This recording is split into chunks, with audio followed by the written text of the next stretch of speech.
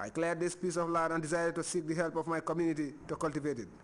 I am very happy that Koli has come to see this big farm, he concluded. He promised to cultivate a similar farm for the president next season. The constituency youth mobilizer Alhaji Ahmad Jallo also paid tribute to Mr. Lee, describing him as hardworking and staunchly loyal to the APRC party. He opined that the farm has generated great excitement within the community of Labour and beyond, saying it has brought the APRC supporters together in a worthwhile venture. The Alcala of Labour, Malik Mbaye, Babukar Mbaye, and Dey Job, the constituency women mobilizer, thanked the people of Upper Salem for the impressive turnout. Yankuba Koli, in an interview with GRTS, said he was touched by the apparent show of love and admiration for him. He also dedicated the farm to President Jammeh, thanking him for his favors and support.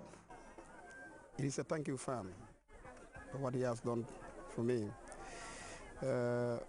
He gave us, though we from the Combos, where presently you don't see a farm, you don't see a farmland.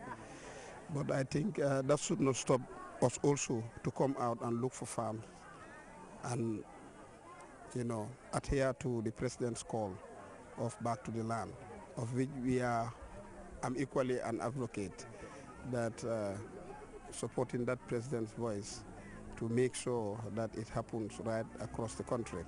And exactly it is happening that way. So I am very impressed and I'm happy with the people of Salem. They've come massively to turn and help in the winning.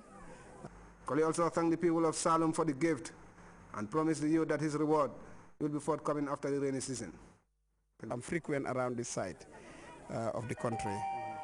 You know, as the lead politician of the APRC, I'm always in the provinces to strengthen the party, you know, because the party, we have our philosophy, and we have our objective, we have our vision, and that vision, one of it is to strengthen the voice of the president, and that is ask everybody to go back to the land. And we are encouraging that through our own youths. We're encouraging them, we're talking to them, and for them seeing us, make them also to look more exuberant to work. From Labour, another weeding exercise on a farm in Balangar was ongoing, involving 500 volunteers according to organizers. The 10-hectare farm given to the president by Governor Gani Toure is entering its 5th year of cultivation, a testimony of the people's support and love for him. According to the governor, this is just one of dozens of farms cultivated for President Jammeh across the Central River region. And we have started registering, and maybe by next week we will know exactly, because we have started visiting the farms, and so far we have almost in the north almost about 27 farms so far that we have visited. But still now there are other farms that we have not visited. So we want, before we compile before we say anything, we visit all the farms and see their state and know their sizes, so that we publish it, so that everybody will get its copy. Governor Toure expressed satisfaction with this year's rainy season, predicting a better harvest than last year's. Well, this year's season is very promising. It's very, very, very, as you even you see last night, we had very, very heavy downpour of rain. That shows at least what we are expecting. And if good season, you always know it from that. It rains in the night and daytime. You have sunlight with a lot of heat. Then anything you eat, it will die. And at the same time, your protein also they need the light. They need sunlight. So everything is promising. We just pray to God that at least if it continues like this, if we continue like this for some time, we will definitely have a very good season. Chief of Lower Salem, Ali Gay Toure, said these people were inspired by President Jammeh's personal commitment to agriculture, which has seen him transform his home village into a year-round farming enterprise. He therefore called on Gambians to emulate their president. The Kanilai farm coordinator in the Central River region, Abdullah Boy, also said he expects the corn to do better as the season progresses, calling on the governor to provide them with fertilizer to improve yields. Mamadou Diallo, GRTS. President Jammeh's Saro Farm has been attracting enthusiastic volunteers who are eager to help advance the national food self-sufficiency drive. A number of youth and women groups recently descended on the vast farm to remove weeds and cultivate rice. Fatou Jassi reports. The country's drive towards becoming a full self-sufficient nation is on the right track as more and more Gambians continue to heed to the president's Back to the Land call. Volunteers from Bijilo Youth Association, Saro Women Association and other youth groups descended on President Jammeh's farm along Saro to weed as well as cultivate rice.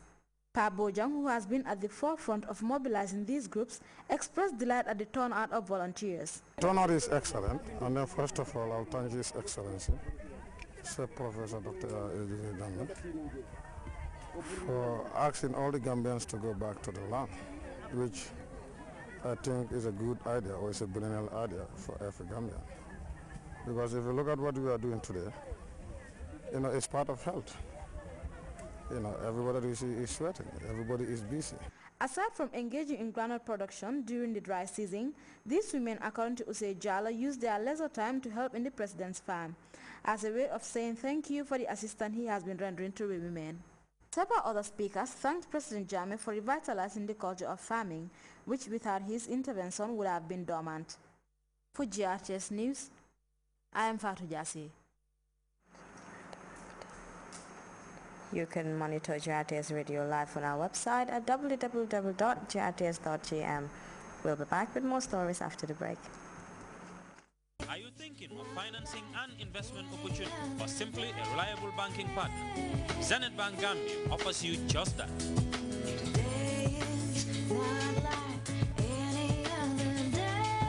Zenith Bank, West Africa's biggest bank and financial service consortium, puts people first through excellent services and up-to-date technology.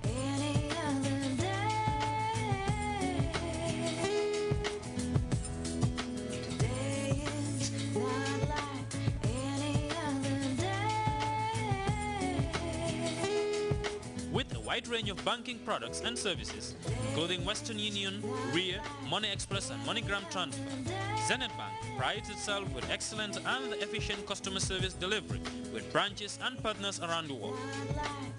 Ramadan Mubarak from Zenith Bank. Zenith Bank, a truly Gambian partner.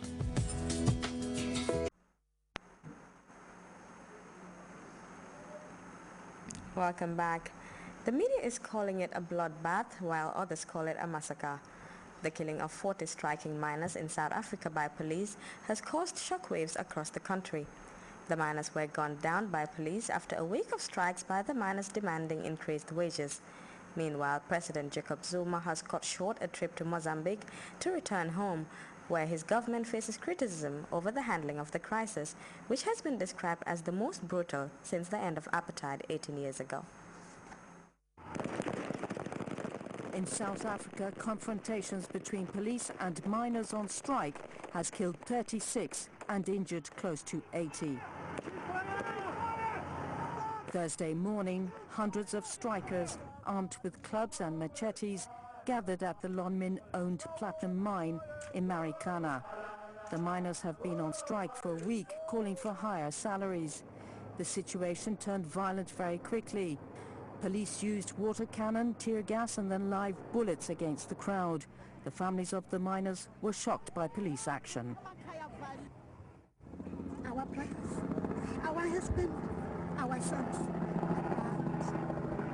So the reason why we are here now is just to ask the government, why government, they don't give our families what they want and they kill them.